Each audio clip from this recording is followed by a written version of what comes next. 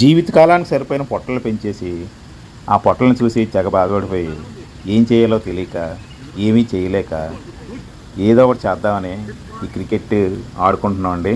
అప్పుడప్పుడు వీకెండ్స్లో ఒక్కసారి సాటర్డే సండే ఒక్కసారి పబ్లిక్ హాలిడేస్ మధ్య మధ్యలో మిస్ అవుతుంటుంది. అయినా మళ్ళీ ఒక్కసారి మళ్ళీ అందరం గ్యాదర్ అయ్యి ఆడుతుంటాం. ఒక ఐదుగురు అయితే ఐదుగురు, ఎంతమంది అయితే అంతమంది. 5:30కి 6 ఇలాగ టైం అప్పుడు వచ్చేస్తాం. 5:30 బయలుదేరి అప్పటికి లైట్స్ ఉంటాయి. అవే ఫ్లడ్ లైట్స్ అనుకుని ఆడేస్తుంటాం. మనిషికి 2 ఓవర్లు అవుట్ అనే సిస్టమ్ లేదు ప్రజెంట్ అయితే. ఇక్కడ నాకు తప్ప మిగతా వాళ్ళందరికీ క్రికెట్ టచ్ అంతా కొంత ఉంది. సో నాకెందుకో ఈ స్పోర్ట్స్ అనేవి నాకు అబ్బలేదు. నాకు ఈ ఆర్టు, ఈ కళా రంగం ఇటువైపు టచ్ ఉంటుంది, కానీ చదువు కూడా పర్వాలేదు కొంత.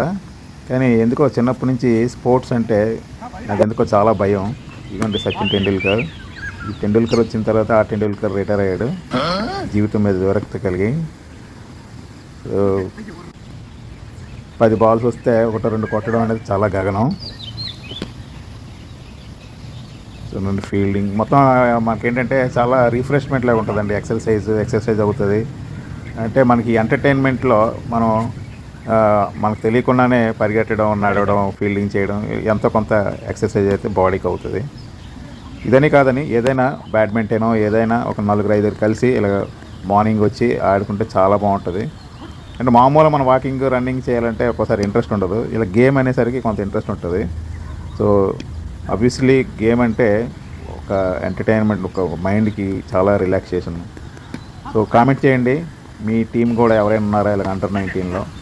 దయచేసి లైక్ చేయండి, సబ్స్క్రైబ్ చేయండి. జై హింద్.